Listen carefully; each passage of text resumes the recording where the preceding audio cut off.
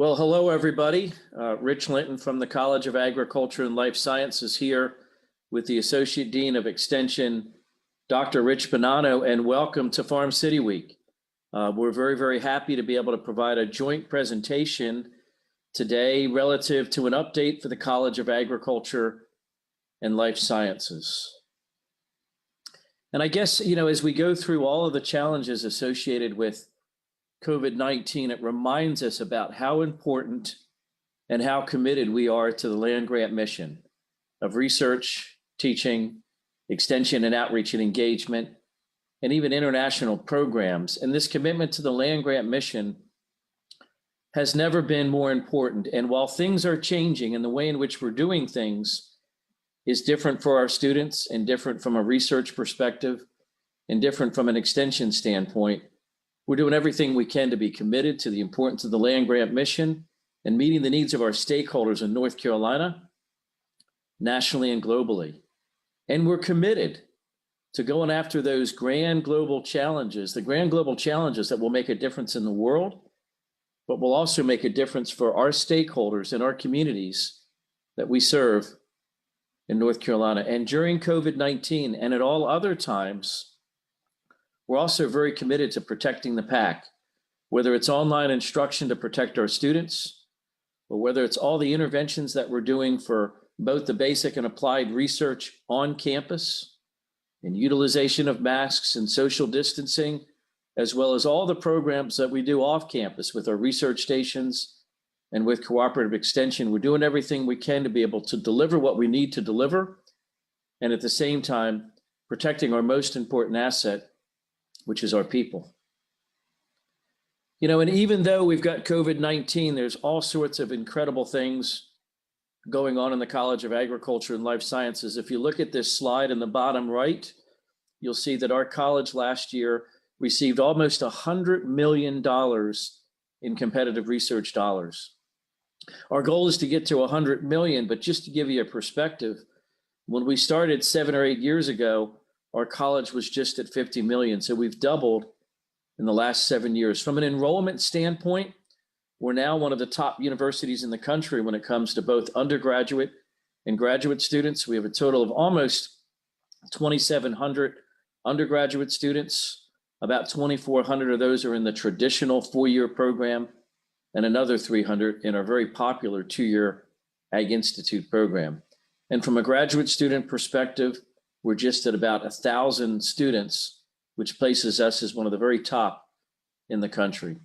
We're very happy to also say that we've gotten a tremendous amount of support from our external stakeholders and friends, with over $50 million in donor support to be able to support all of our people, our programs, and our facilities. And the combination of state support and federal support and competitive grants and donor support allows us to be able to do what we need to do to support your interest. You can see here during COVID-19, a lot of great examples. Over 13,000 restaurant workers have been certified so that we're assured that folks that are producing foods and food service and retail are producing it and serving it safely, so that COVID is not an issue associated with food service operations. We have over 350 teams that are still engaged and involved both on campus and off campus in advanced research. We've done field days in a virtual way, and these virtual field days have been very productive and very successful. And also there's 36 plus county extension centers that are conducting programs as well. So while the land grant might have changed a little bit, we're certainly doing everything we can and adapting to the challenges associated with COVID-19. And just to look at things in just a little bit of a different way, we believe that NC State and the College of Agriculture and Life Sciences is leading the way when it comes to our people and our programs. We're now at about 300 faculty. I'd mentioned about 2,800 undergraduate students. With about 1,000 graduate students, we're now number 4 in the country when it comes to total amount of graduate students. And 7 or 8 years ago, we were about 20th in the country. We're number 3 now in the nation when it comes to competitive sponsored research. We're number 1. We've always been number 1 in the country when it comes to donor support and fundraising support. And we're also number 1 in the nation when it comes to the 2-year, very important Ag Institute program that vitally serves the needs of many of our stakeholders in the state, especially those of you that are in Tier 1 and Tier 2 communities. We're also very friendly with industry and having over 100 industry-related research engagements and programs that help support and leverage the ideas and the funding that we have with our industry partners. You know, when we take a look at how the college works to be able to strategically move forward, we take a look at both what's going on nationally and globally, as well as what's going on in the state of North Carolina. And globally, we have all sorts of different challenges. We have challenges associated with productivity, both with our animals and with our plant products. We have a challenge associated with food safety. We have a challenge associated with waste and changing consumer needs and desires. We have a challenge associated with declining public funding, whether that be in competitive grants or from states or from the federal government. When we think about agriculture, we need to think globally.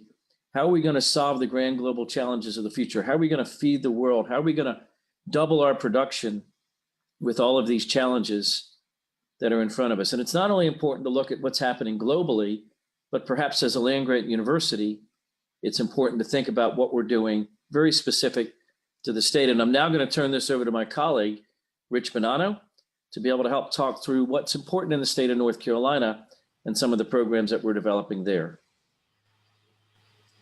Hello, everyone. It's certainly a pleasure to be here with you all today. As you can see, there are many, many challenges that we face in North Carolina. About a year ago, we did some listening sessions around the state to really look at what our agricultural agents and farmers had on their minds in terms of the things that they found most challenging. The size of the font on these slides indicates how often these issues were mentioned. You see weather, labor, prices, profitability clearly at the top of the list. We try to focus our research and extension efforts to address these challenges. And while you think we really can't do anything about the weather, at least yet, from a breeding standpoint, we could try to breed crops, and we do breed crops that have the ability to withstand a variability in both temperature and moisture so that they can produce the most profitable crops for growers. So we're constantly focused on these local challenges. We must do more with less. You've heard this a lot. We've learned about the changing number of people on the planet. We will have to double our food supply by 2050. A staggering statistic here is that between 2000 and 2050, we will produce more food than was produced in the previous 10,000 years before the year 2000. In order to do that, we must be more efficient, 70 to 100% more efficient than we are today, because we must produce this food for this growing population with less land, less water, a changing climate with weather extremes, new pests and diseases, and above all, through all of this, we must be sustainable and protective of the environment. Well, what makes North Carolina unique? Why is this such a great place to have agriculture and to have production and to have our university? The first is diverse soil types. North Carolina has more than 400 soil types stressed between the mountains to the ocean. And we have a very diverse climate. It's not that just we have the longest state east of the Mississippi River, but we have the greatest altitude range from over 6,600 feet down to sea level. Spread across the state, and in collaboration with the North Carolina Department of Agriculture, we operate 18 research stations and an additional 7 research field labs around the state to give us the ability to work in many different climates, many different environments, and on many different soil types. We also have one of the largest cooperative extension networks in the country that not only can identify what the needs are out in the industry, but to bring that research information back to the producers of this state. And finally, we have rich partnerships in North Carolina, probably the most rich of any state in the country. Our collaboration between the university, the legislature, all of the affiliated industries, including the commodity associations and state and federal government agencies, makes us to be very, very successful and capable in our ability to serve the needs of the people of North Carolina. Agriculture is a huge economic driver in North Carolina. In fact, it's the #1 economic sector in North Carolina. Agriculture at the farm gate and agribusiness associated with that farm gate generation generates $92.7 billion, or 16.4% of North Carolina's $564 billion annual gross state product. And agriculture and agribusiness account for 18% of the 4.4 million jobs in this state. It is truly a huge factor. To look at the diversity of crops that really is the result of all of those different soil types and all of the different climates that we have in North Carolina, going from the mountains to the ocean. We are actually the most diverse state in the United States in terms of the crops we grow, behind California and Florida. These crops include, on the crop side, which is about 1/3 of our production, peanuts, wheat, corn, soybeans, cotton, lots of fruits and vegetables and nuts, and also many other crops, including the #2 Christmas tree producing state in the United States. But 68.5% of our agriculture is actually on the animal sector: livestock, dairy, and poultry. Broilers, hogs, and turkeys being at the top of that list. If we just look at how we rank on a crop-by-crop basis or a commodity-by-commodity basis across the United States, we are #1 producers of sweet potatoes and blue cured tobacco in the United States. And #2 in poultry and eggs, turkeys, hogs, Christmas trees, poinsettias, and food-sized trout. It's truly a spectacular list, and it shows the diversity and the size of this industry in North Carolina and how important it is in terms of total U.S. agricultural production. So thank you, Rich. I also wanted to mention one of the other very important and unique functions, things that we're very, very proud of in North Carolina, and that's Research Triangle Park. And I don't think that there's anywhere else in the world that has the opportunities that Rich just described, with the diversity of agriculture, with the different soil types, the strong research station network. We also have Research Triangle Park, which is this powerhouse of 3 Research One universities: NC State, UNC Chapel Hill, and Duke University. But we also have a very strong contingency of both startup companies that support agriculture and life science industries, as well as some of the largest companies that represent and drive the global agricultural system. And so collectively and together, we do everything that we can to be able to work with entrepreneurs, work with large industry, and work with our sister universities in order to be able to solve some of the challenges that are important to North Carolina, as well as some of those challenges that are important globally. So this is just a reminder to all of us that we are the land-grant university in North Carolina. We focus on research, teaching, and extension. And again, we do it first for our state, and then secondly for the nation, and third globally. And when we take a look at our college, because of the great diversity that we have in both plant products and animal products, we're one of the most diverse colleges, having over 12 different departments that work to be able to satisfy not just all of our commodity groups, but the industry in which we serve, as well as communities in all 100 counties. And we're involved in everything from food to farming to fiber to feed to families to health to energy to water and the environment. And that's one of the things that really attracted me to look at North Carolina, was just the diversity and the span of work in which we do in order to be able to support our state. About 7 or 8 years ago, when we created our strategic plan, this was a picture that we had created. This was kind of a 7-year process that we were going to work on to be able to try to build out what we called big ideas or big initiatives. And most of our big initiatives focused on how can we better work together? How can we partner better with our stakeholder groups to be able to work in interdisciplinary teams to solve the really difficult, the really complex challenges of society, of agriculture, and life sciences. And when we drew this picture 7 years ago, we said we have 2 important goals right in the center. That's the target. That's our students, and that's our stakeholders. For stakeholders, we want to improve the quality of life. We want to improve profitability and provide new opportunities for our stakeholders. For students, we want to be able to provide the best learning environment possible, such that they're not only taught and learn about the discipline that they're getting a degree in, but that they come out as problem solvers, and they come out wanting to be and have the courage to be and the capacity to be really good leaders. And I think that's the trademark of our students. It's problem solvers that have an interest in leadership. And I'm very proud that NC State and the College of Agriculture and Life Sciences has had that trademark in our student for many years. On the right-hand side of this slide are the big, bold initiatives that we've been working on. From a programmatic standpoint, we have a food manufacturing initiative, which I'll update you on in just a minute. The plant sciences initiative, which we've been talking about for a long time. Lots of updates there. The food animal initiative, which is an initiative that's helping to support our number one and strongest industry from an economic standpoint. That initiative has just been kind of lifted off the ground over the last couple of years. And then looking towards the future, there's two other initiatives that I think are really going to have to start building out. And that's water use and water management. We know how critically important water is today and how important water is going to be in the future, whether it's too much water or too little water.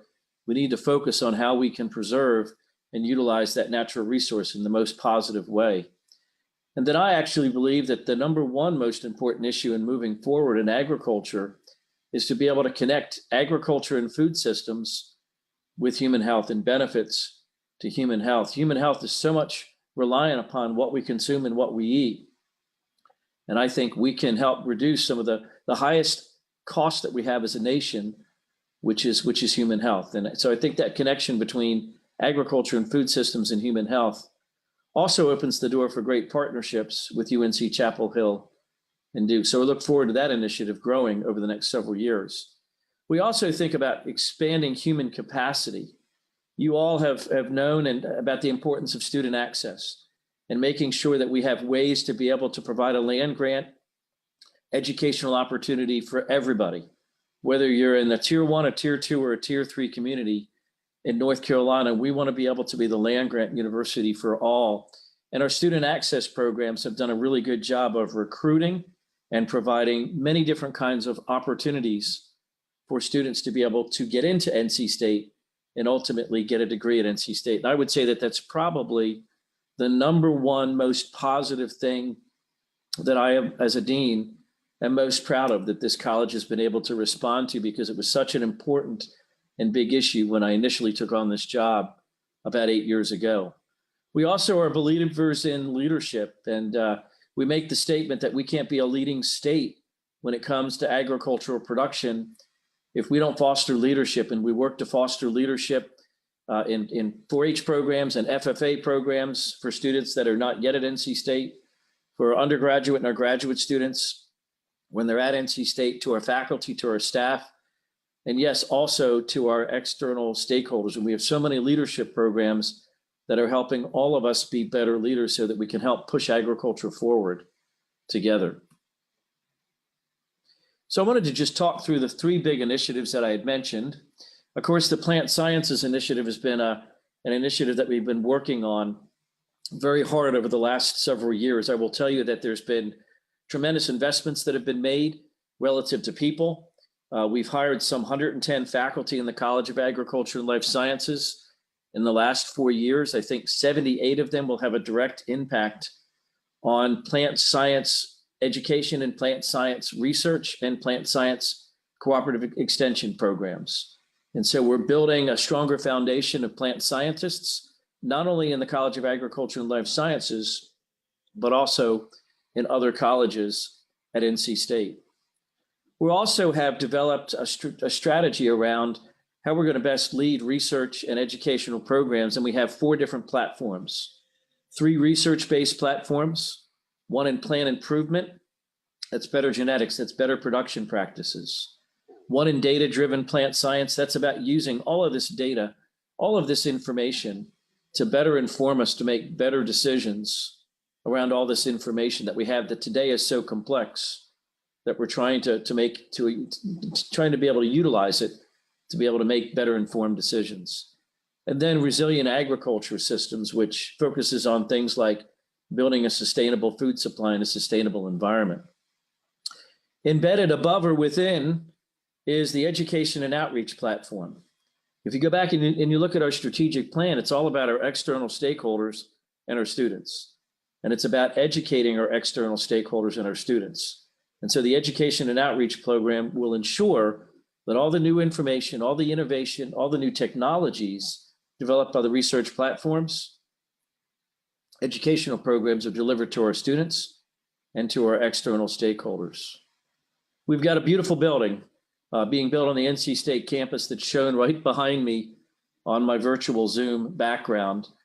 This building should be done sometime between December of next year and February of 2022. We're about 54% done. It's a spectacular building. It'll hold about 60 faculty from multiple departments and multiple colleges, another 200 or so staff and graduate students, and there'll also be place in that building to be able to foster relationships and partnerships with industry, that we'll be able to lease that space so that we can collaborate and work together on important projects where there's benefits to NC State as well as benefits to industry. So we're very excited about the people investment, the programmatic strategy and investment, and this grand new building that should be open in just about a year's time.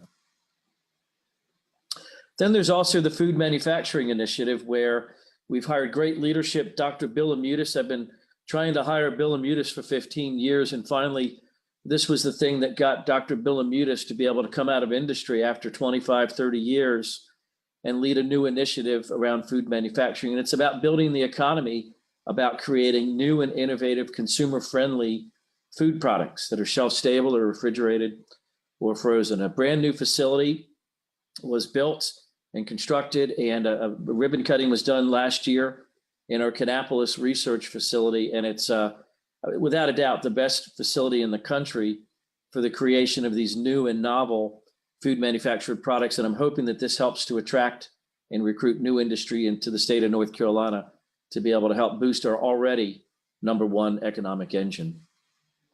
The Food Animal Initiative is the third initiative that's taken a little bit of time to get off the ground. This is a partnership between the North Carolina Department of Agriculture, the College of Veterinary Medicine, the College of Agriculture and Life Sciences, and all of our stakeholders that represent what we call the food animal industry, which again is the biggest industry in the state. It's almost 70% of our agricultural economy. And so we're looking at what are those areas of education and research that are going to be important. And you can see on the slide, here are some examples of things that have come out of this initiative. Gut health will be very important for productivity of the animal. Animal welfare and disease is always a big issue in the animal industry. Antimicrobial resistance, food safety, data analytics, all are going to be very important research enterprises to be able to help build out, to be able to help foster a stronger and a more innovative food animal industry that will help our already very strong animal industry grow and be even more diversified than what it is today. We did an economic feasibility study, which was launched and published in February of this past year. And the goal was to be able to talk about this initiative and the economic feasibility study over the last several months, but this has been slowed down because of COVID. Look for this to be something that's presented to the food animal industry sometime towards the end of the COVID-19 pandemic.